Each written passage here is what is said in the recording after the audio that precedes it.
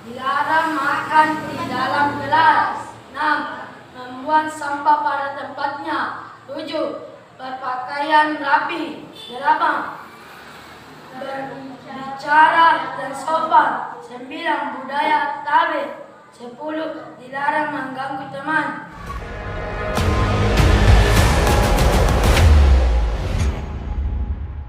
Bismillahirrahmanirrahim. Assalamualaikum warahmatullahi wabarakatuh. Alhamdulillahirrabbilalamin. Wassalamu ala asrafil anbiya wal mursalin Sayyidina Muhammadin wa ala alihi wa sahbihi ajmain. Pertama-tama marilah kita senantiasa memanjatkan puji dan syukur kepada Allah Subhanahu wa taala, karena berkat izinnya lah sehingga pada kesempatan hari ini kita sempat berkumpul di ruangan ini dalam rangkaian acara pengimbasan ataukah seminar aksi nyata penerapan budaya positif di SDN nomor 227 Impres tanggal 2. Salam dan taslim tak lupa kita kirimkan kepada junjungan Nabi besar Muhammad SAW, Nabi sebagai uswatun hasanah, suri teladan bagi kita semua. Untuk memulai acara ini kami persilahkan kepada kepala sekolah atau yang mewakili beliau untuk membuka acara ini. Dengan hormat kami persilahkan. Bismillahirrahmanirrahim. Assalamualaikum warahmatullahi wabarakatuh. Bapak, Ibu guru, khususnya guru penggerak yang saya hormati, dan teman-teman guru, bapak guru yang saya hormati. Alhamdulillahirabbil alamin. Wassalatu wassalamu ala asyrofil anbiya'i wal mursalin Sayyidina Muhammadin wa ala alihi wa sahbihi ajmain. Puji sekalian syukur senantiasa kita panjatkan kepada Allah Subhanahu wa taala atas segala limpahan rahmat, hidayah dan berbagai nikmatnya, sehingga pada hari ini kita dapat bersama di tempat ini dalam melaksanakan acara seminar aksi nyata penerapan budaya positif. Salawat dan salam kita sanjungkan kepada Nabi Sarjana kita, Nabi Muhammad SAW, Nabi yang sangat kita rindukan syafaatnya di hari kemudian kelak. Pertama-tama saya ucapkan terima kasih sebesar-besarnya kepada teman-teman guru yang memberi saya kesempatan selaku kepala sekolah dalam waktu ini. Saya sangat merasa bangga dan senang tentunya atas adanya teman kita yang dapat menjadi guru penggerak di sekolah kita ini. Dengan mengucapkan Bismillahirrahmanirrahim, seminar aksi nyata penerapan budaya positif saya nyatakan dibuka. Demikian yang perlu saya sampaikan. Bila kurangnya mohon dimaafkan. Bila taufiq wal hidayah. Assalamualaikum warahmatullahi wabarakatuh.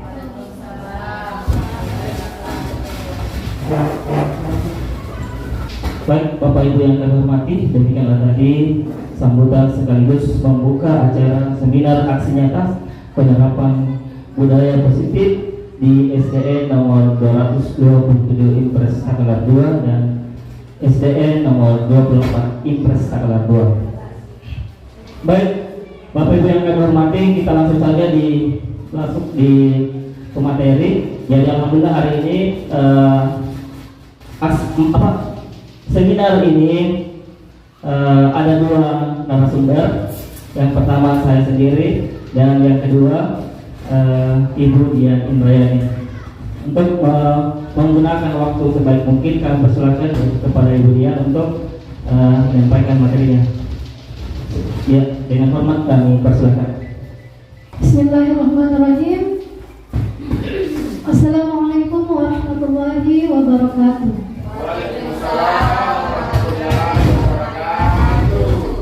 Terima kasih atas kesempatannya. Yang terhormat Kepala Sekolah SDN 227 Impres Takalar 2, dan yang saya hormati teman narasumber, dan juga yang saya hormati teman-teman guru dari SDN 227 maupun SDN 24. Kegiatan ini adalah pembahasan modul 1.4 dari modul 1, yaitu budaya positif di lingkungan kelas dan sekolah.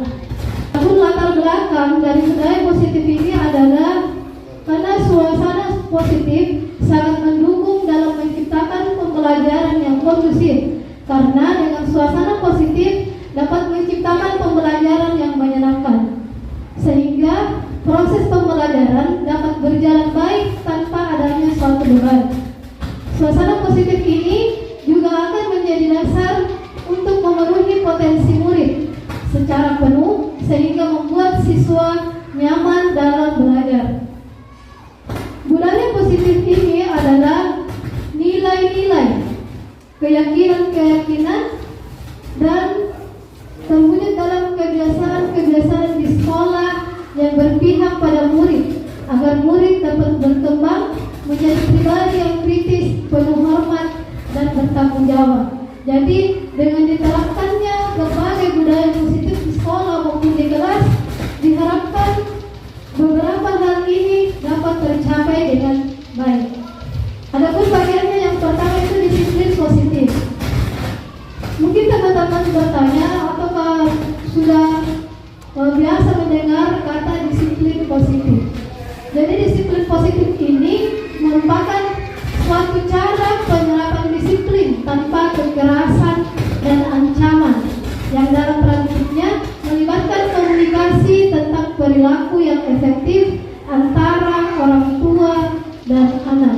Jadi orang tua di sini termasuk guru di sekolah.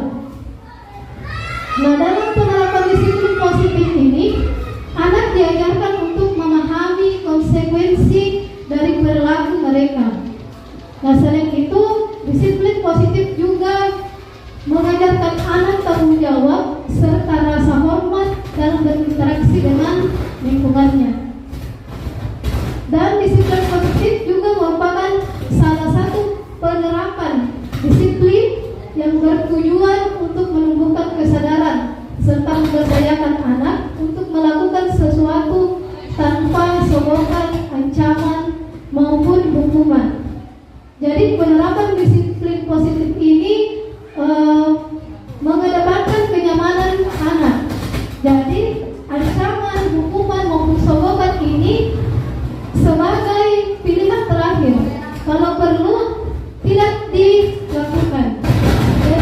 Jadi menurut teori ini, kalau bisa hukuman maupun ancaman kita tidak lakukan dalam penerapan sehari-hari. Dari nilai-nilai positif yang kita ciptakan di sekolah maupun kelas, diharapkan melahirkan nilai-nilai kebajikan. Nah, nilai kebajikan ini tertuang dalam profil pelajar Pancasila. Jadi profil pelajar Pancasila ini sejalan dengan ide atau gagasan Ki Hajar Dewantara dalam pembelajaran, di mana kita kenal beliau adalah pelopor pendidikan. Profil pelajar Pancasila dapat dilihat yang pertama itu beriman, bertakwa kepada Tuhan yang Maha Esa, dan berakhlak mulia. Nah, jadi pelajar Indonesia yang berakhlak mulia adalah pelajar yang berakhlak dalam hubungannya dengan Tuhan yang Maha Esa. Ia memahami ajaran agama dan kepercayaannya serta menerapkan pemahaman tersebut dalam kehidupan sehari-hari. Jadi diharapkan dengan budaya-budaya positif, nilai kebajikan ancaman maupun hukuman. Nah, nilai kebajikan yang kedua adalah berkebinekaan global. Pelajar Indonesia mempertahankan budaya luhur, lokalitas, dan identitas, dan tetap berpikiran terbuka dan berinteraksi dengan budaya lain, sehingga menumbuhkan rasa saling menghargai dan kemungkinan terbentuknya budaya baru yang positif dan tidak bertentangan dengan budaya luhur bangsa. Kita tahu saat ini perkembangan teknologi sudah sangat pesat, sudah semakin maju. Anak-anak kita sudah sangat mudah untuk mengakses internet. Nah, melalui internet anak-anak kita bisa melihat budaya yang dari luar. Nah, dengan nilai kebajikan berkebinekaan global, mudah-mudahan kita bisa membuat anak-anak kita tidak terpengaruh dengan budaya luar. Tetapi mereka justru membentuk budaya baru, tetapi positif, bukan negatif. Nah, meskipun mereka menciptakan budaya baru, tetapi mereka tetap menjunjung tinggi budaya luhur Indonesia, terkhusus budaya di daerah kita. Adapun elemen kunci berkebinekaan global, yang pertama itu anak-anak mengenal dan menghargai budaya. Yang kedua, kemampuan komunikasi interkultural dan berinteraksi dengan sesama. Dan yang ketiga, refleksi dan tanggung jawab terhadap pengalaman kebinekaan. Dan nilai kebajikan yang ketiga adalah gotong royong.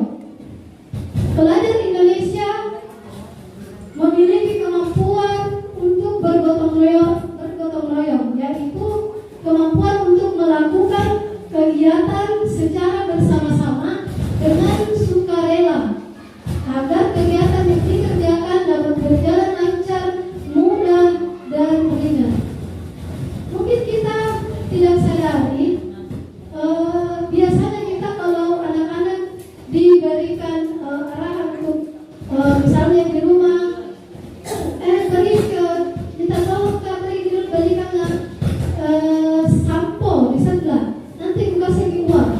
Nah, mungkin kita tidak sadar ini ternyata bisa berakibat kurang positif terhadap anak-anak kita, karena dari satu kali yang seperti ini kita menyogok anak sebenarnya untuk rajin.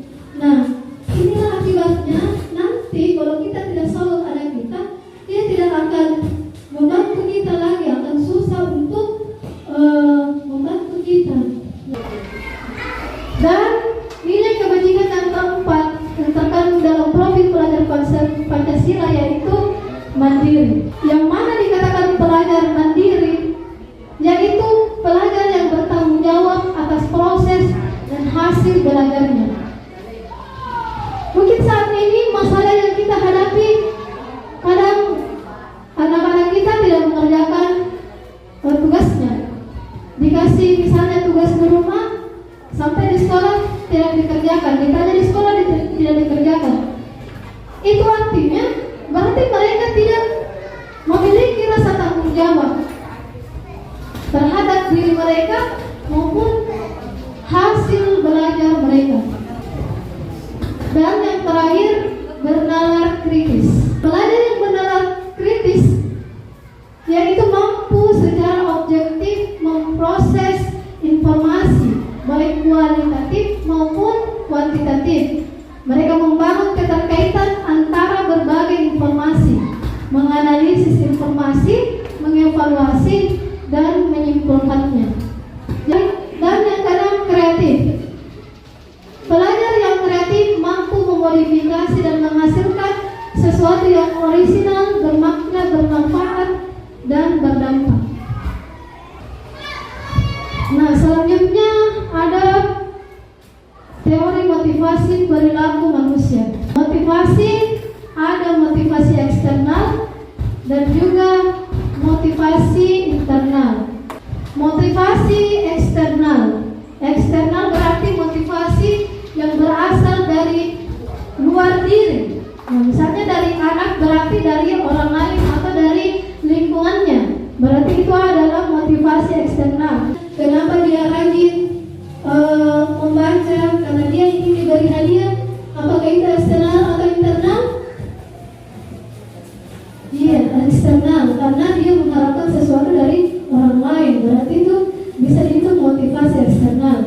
Nah, contoh yang kami ungkapkan di sini adalah menghindari hukuman guru atau atasan, mendapatkan imbalan dari sebuah tindakan. Nah, itu tadi hanya mengharapkan hadiah, mereka berperilaku baik karena ingin diberikan hadiah. Nah, itu adalah motivasi eksternal. Motivasi internal berarti motivasi yang tumbuh atau timbul dari diri anak. Yang mana itu motivasi internal, yaitu anak-anak kita menghargai diri sendiri. Adapun menghargai diri sendiri, inilah yang menjadi tujuan dari disiplin positif yang kita bahas hari ini. Diharapkan dengan budaya-budaya positif yang kita terapkan di kelas maupun di sekolah, mereka akan mampu menghargai diri sendiri. Nah, mungkin cukup dari saya. Materi selanjutnya akan dilanjutkan oleh narasumber Pak Kari. Saya persilakan kepada Pak Kari. Ya, baik. Terima kasih. Itulah tadi pemaparan terkait dengan budaya positif, di mana budaya positif adalah kebiasaan-kebiasaan yang baik yang akan diterapkan di lingkungan sekolah, terkhusus di kelas. Untuk menerapkan budaya positif, maka terlebih dahulu kita di lingkungan kelas itu membuat atau membentuk suatu keyakinan kelas. Keyakinan kelas itu artinya dibuat dari siswa sendiri, kesepakatan yang dibuat di dalam kelas yang akan diterapkan di kelas tersebut. Jadi kita mengadakan komunikasi dengan siswa, apa-apa yang akan kita bentuk di dalam kelas. Keyakinan kelas itu misalnya tepat waktu masuk di kelas, datang di sekolah tepat jam 7.30 misalnya. Keyakinan ini lahir dari peserta didik kita sendiri. Dia membentuk sebuah keyakinan, sebuah peraturan yang lahirnya itu dari siswa sendiri. Jadi bukan gurunya yang menentukan, tetapi siswa kita. Di dalam budaya positif itu ada namanya bahwa kebutuhan dasar manusia. Jadi ada 5 kebutuhan dasar manusia. Yang pertama adalah kebutuhan bertahan hidup. Yang mana itu kebutuhan bertahan hidup? Misalnya waktu istirahat, tetapi masih dalam jam pelajaran, istirahat, sudah mau istirahat, maka itu termasuk adalah kebutuhan bertahan hidup. Dia siswa kita sudah mau istirahat, apakah jajan atau membeli makanan. Kemudian yang kedua adalah cinta dan kasih sayang. Jadi manusia itu memerlukan cinta dan kasih sayang, love and belonging. Kemudian yang ketiga adalah kekuasaan atau power. Manusia itu membutuhkan kekuasaan di dalam mengarungi kehidupan. Yang keempat adalah kebebasan. Jadi siswa itu ingin bebas dalam aktivitasnya, dalam kesehariannya. Kemudian yang terakhir adalah kesenangan atau fun. Kemudian ada 5 posisi kontrol sebagai seorang guru. Sebentar kita akan menayangkan sebuah video terkait dengan 5 posisi kontrol. Yang pertama adalah posisi kontrol sebagai pemberi hukuman, yaitu seorang penghukum bisa menggunakan hukuman fisik maupun verbal. Kita akan lihat bagaimana seorang guru di dalam posisi penghukum. Itu tadi 5 posisi kontrol. Yang terakhir adalah yang terakhir. Posisi kontrol sebagai manajer, di mana guru berbuat sesuatu bersama dengan guru. Dan tadi kita sampaikan bahwa guru bersama siswa membuat keyakinan kelas terlebih dahulu, membuat aturan-aturan di dalam kelas. Kemudian selanjutnya adalah ketiga, restitusi. Mungkin segitiga restitusi ini adalah hal yang baru kita dengar. Saya saja baru saya dengar terkait dengan segitiga restitusi. Ya, kita lihat penerapan segitiga restitusi.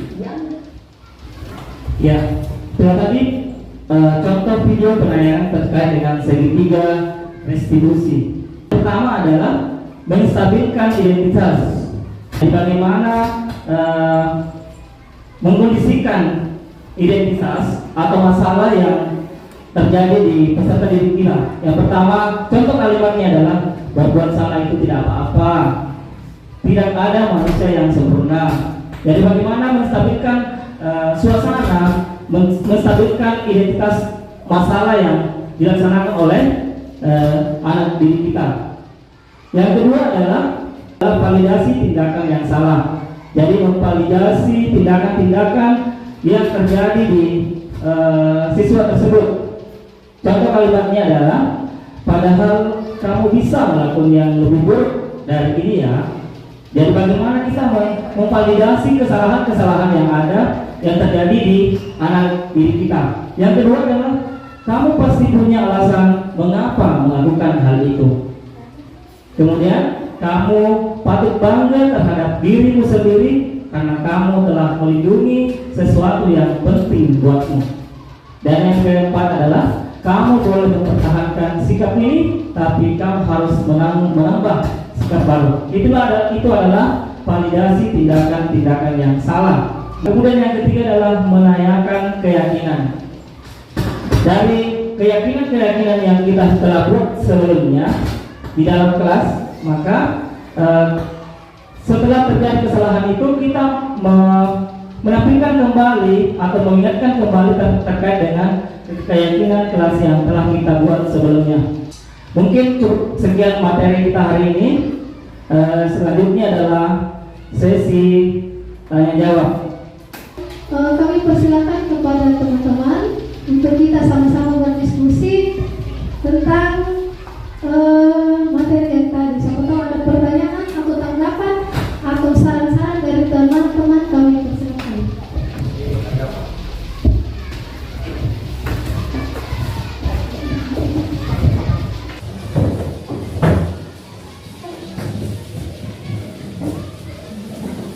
Baik, terima kasih waktu yang diberikan kepada saya.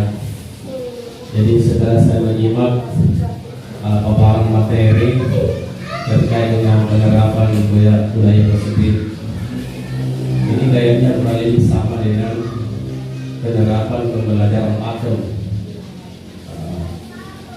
pembelajaran aktif, kreatif, efektif, menyenangkan, di mana kedua pendekatan ini sama-sama mendengarkan kita dengan adanya kekerasan, baik itu dari ancaman maupun hukuman. Pembelajaran pakem juga seperti itu. Jadi kita di sini memang dituntut harus punya kreatif, inovasi pembelajaran. Dan saya tadi melihat ada beberapa pendekatan akhlak yang bisa digunakan di dalam mengatasi berbagai karakteristik siswa. Namun ada hal yang penting menurut saya. Kalau memang kita mau menghindarkan dari unsur adanya kekerasan, baik ancaman maupun hukuman, kita harus memahami semua karakteristik siswa yang kita hadapi. Karena saya yakin dalam satu kelas itu, jangankan kita bicara dua orang, 3 orang saja itu sudah berbeda karakteristiknya. Kemudian kita juga harus memahami bahwa setiap anak itu punya potensi, punya bakat yang harus dikembangkan. Dan itulah unsur yang dapat menyenangkan dirinya sendiri. Kalau itu bisa kita salurkan. Karena itu memang kita dituntut untuk betul bekerja sama, elaborasi semua, bahwa bagaimana upaya kita ke depan di sekolah ini menciptakan lingkungan pembelajaran yang menyenangkan tanpa ada unsur kekerasan, sehingga anak itu ada merasa rugi kalau dia tidak datang di sekolah. Itu harus satu visi yang harus kita wujudkan kalau kita mau menuju kepada penerapan budaya positif. Anak itu kalau dia tidak datang sekolah, dia orang sembunyi, dia tidak datang. Berarti ada yang menarik di sekolahnya, ada yang menyenangkan di sekolahnya. Nah ini punya grafik betul-betul grafik tinggi dan kerjasama semua kita di sini. Nah, salah satu yang dapat menyenangkan dia apabila di sekolah tersedia saluran-saluran potensinya, bakatnya.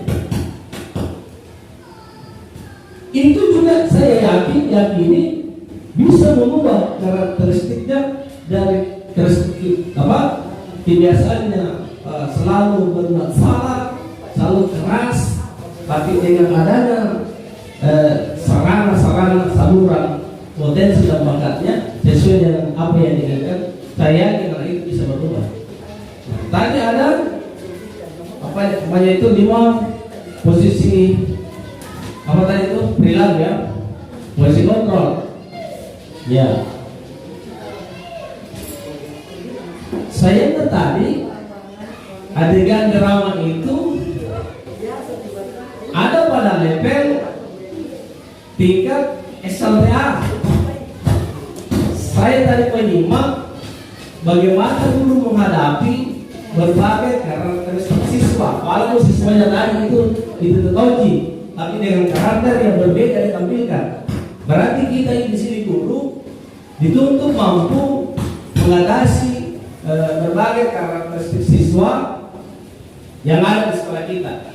Nah, saya dapat menyimak kalau tadi sekedar drama ini tadi ya, karena itu di tingkat SLTA ya kita bisa memang membangun berbagai kesepakatan dalam kelas maupun di sekolah dengan siswa. Karena siswa itu sudah remaja atau dewasa dan ada sudah di level SMA. Tapi bagaimana kalau di SD?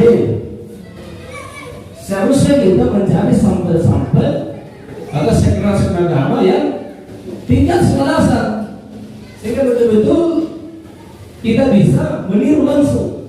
Ini kita mesti berpikir bagaimana kami menerapkan pola-pola atau pendekatan-pendekatan seperti ini ditampilkan lewat suatu drama, karena dramanya adalah tingkat SLTA.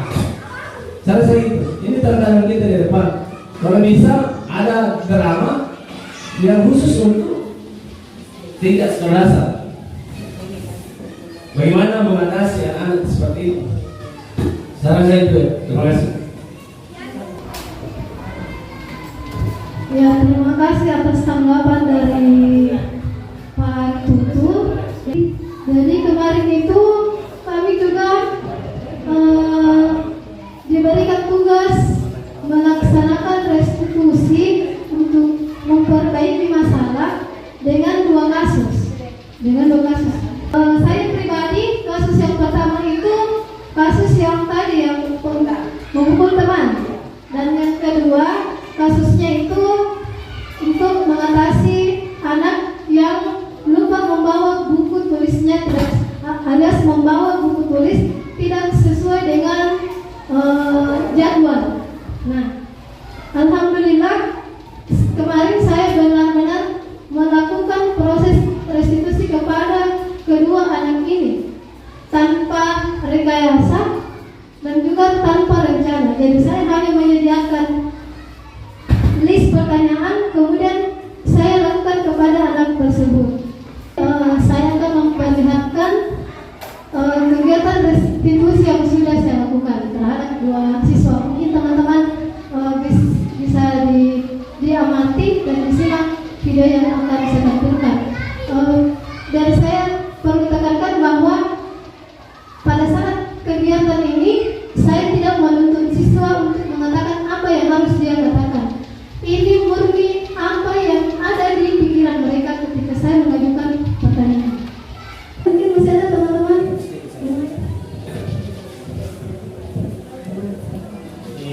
Apa yang telah dilakukan Ibu Dian ini sudah berdampak positif tentunya di sekolah kita. Tetapi saya berharap kita semua janganlah terlalu cepat kita puas dan mengklaim bahwa kita sukses. karena apa yang diperlihatkan tadi kemudian itu baru sebatas apapun aku anak, bahwa dia tidak akan lagi mengulangi perbuatannya, karena pendekatan yang juga kemudian dalam menyelesaikan masalah adalah pendekatan pendekatan hati, ya, bukan dengan kekerasan. Tapi itu sebatas pengakuan. Yang perlu kita yakinkan bahwa anak ini tidak akan mengulangi dan tidak ada lagi temannya juga yang melakukan hal yang sama. Perlu kita melakukan kontrol berkelanjutan, monitoring berkelanjutan. Karena apa yang saya lihat itu baru sebatas pengakuan anak. Belum ada jaminan bahwa anak yang sudah mengaku tadi tidak akan lagi berbuat. Kalau masih berbuat, berarti perlu dilakukan terus-menerus. Nah, terkait dengan kontroversi tidak adanya lagi ancaman, saya juga sebenarnya kurang menerima hal seperti itu. Terserah, karena memang karakter saya seperti itu. Dan saya juga punya trik tersendiri. Saya kalau habis memarahi anak itu saya tidak biarkan perasaannya luka kembali sampai dulu. Jadi saya memarahi anak, akan mengancam anak, dan saya tidak akan biarkan beliau ke jelasnya kalau anak itu luka perasaannya kembali ke rumah. Itu trik tersendiri. Saya banyak, ini pengalaman ya, pengalaman. Saya kalau habis memarahi anak, bagaimana dia membangun jiwanya kembali, dan anak suka dengan saya biasa main-main dengan anak itu, panggil bukan namanya, nama yang bisa membuat dia ketawa, senyum. Ya, itu adalah trik-trik dan bisa dibuktikan juga di mata anak-anak. Saya mungkin dikenal dengan guru beragam keras, tapi buktinya anak-anak yang sudah kelas 4 sering juga masih mengajak saya bermain. Itu adalah trik juga. Kuncinya saya tidak pernah marah-marah, membenci anak, memusuhi anak, tapi saya marah untuk memperbaiki karakternya, dan saya berupaya apa yang harus berbuat anak itu tidak luka perasaannya, dia pulang ke rumahnya dan kembali dia jadi sahabat yang kita. Itu adalah kreatif, inovasi adalah guru. Tidak bisa kami dibuat kaku. Kalau kami dibuat kaku, saya bingung. Perlu di sini diberi kebebasan. Inilah belajar merdeka. Kemerdekaan itu diberikan.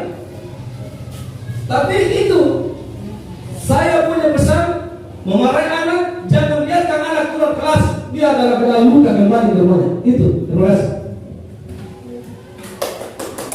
Tangan dulu untuk Pak Trubus. Saya juga pernah melihat apa yang dikatakan tadi Pak Tutu. Bahkan saya mencontoh apa yang beliau lakukan. Ya, ketika terpaksa harus marah dan refleks untuk marah, kemudian saya ingat tindakan beliau ini. Jadi akhirnya perlahan-lahan saya juga membuat anak tersebut ketawa. Jadi ya, kembali lagi ada teori, ada tindakan, dan ada keyakinan pribadi. Jadi kita seteori, keyakinan, tindakan kita sesuaikan semua, kita satukan untuk membentuk tindakan yang positif. Ya, intinya dari niat yang ikhlas kita menuntun anak menjadi pribadi yang lebih baik lagi. Ya, terlepas dari teori, terlepas dari kebiasaan, intinya kita senantiasa berusaha menjadi guru yang lebih baik lagi, menjadi guru yang disenangi. Bagaimana kita menuntut anak agar mereka senang datang ke sekolah, mereka datang ke sekolah karena memang mereka butuh sekolah. Sedikit lagi kemudian, yang kemarin waktu kejadian di kelas 4 kebetulan disinggung tadi, kan sebelumnya saya belum tahu apakah tindakan saya benar sesuai dengan penilaian kita. Pada waktu anak itu bertengkar, saya sementara memeriksa pekerjaannya dan saya tidak sempat lihat dia berdua di sana. Anak ini mengganggu temannya, tiba-tiba si cewek ini istighfar ya, langsung dia tak dengan pulpen kepalanya, ini dia berdarah ini anak yang laki-laki. Jadi pada saat itu saya tapi saya tidak pukul, nah, saya tidak memukul. Saya langsung bertanya kepada Tifa, kenapa kok kasih gini temanmu? Dia bilang, saya diganggu sama Dimas. Tapi saya juga panik karena saya takut darah, saya kaget. Makanya saya lari tinggalkan kelas. Apakah tindakan saya itu salah atau bagaimana? Sesuai dengan ada 5 faktor tadi, masuk di mana ini Pak Limpo yang tadi yang dijelaskan hukuman apa, yang kontrol itu yang 5. Apakah dari hukuman atau bagaimana? Demikian, terima kasih. Assalamualaikum warahmatullahi wabarakatuh. Mungkin apa yang dilakukan oleh ibu dia itu adalah tindakan yang wajar. Seketika kita akan emosi setelah melihat kejadian itu. Ya, mungkin di posisi kontrol berapa itu Bu? Pemantau. Iya, posisi pemantau. Dia menanyakan terlebih dahulu apa yang ia telah lakukan, kemudian menanyakan keyakinan kelas yang telah kita sepakati. Ya, mungkin seperti itu. Mungkin ada lagi dari teman-teman atau cukup? Ya, mungkin kami bisa minta kesan dan pesan dari kepala sekolah. Bisa? Jadi kami persilakan. Sebelumnya saya mohon maaf karena tadi saya terlambat berhubung karena ada keperluan juga yang harus saya selesaikan. Jadi saya tidak sempat membuka acara pertama. Tapi alhamdulillah saya menyempatkan waktu saya juga untuk hadir di kegiatan ini terkait dengan kegiatan calon guru penggerak ya. Dan saya sangat salut kepada kedua yang sebagai narasumber dari kegiatan ini di mana sangat menarik ya. Setelah saya menyimak tadi apa yang disampaikan oleh narasumber, alhamdulillah, dan saya berharap kedepannya semua teman-teman apa yang telah disampaikan oleh kedua narasumber kita bisa bermanfaat bagi kita semua. Amin. Mudah-mudahan kita bisa mencontoh dengan apa yang telah dilakukan selama ini. Tadi sudah menceritakan juga pengalaman mereka. Semoga kita juga bisa seperti mereka dan bisa juga masuk sebagai guru penggerak. Ya, ya saya berharap. Dan untuk mempersingkat waktu, mungkin karena masih ada mungkin ada teman yang belum atau ada keperluan lain, maka saya tutup dengan ucapan alhamdulillahirrahmanirrahim. Wassalamualaikum warahmatullahi wabarakatuh. Bapak Ibu yang kami hormati, demikianlah seminar nyata dan terkait dengan penerapan budaya positif. Kami atas nama calon guru penggerak mengucapkan banyak-banyak terima kasih atas kerjasama. Semoga apa yang kita laksanakan hari ini dapat bermanfaat bagi kita semua, terutama bagi diri kami pribadi. Terima kasih atas segala bantuan dan kerjasama. Jika ada kekurangan mohon maafkan, dan saya tutup dengan ucapan Assalamualaikum warahmatullahi wabarakatuh.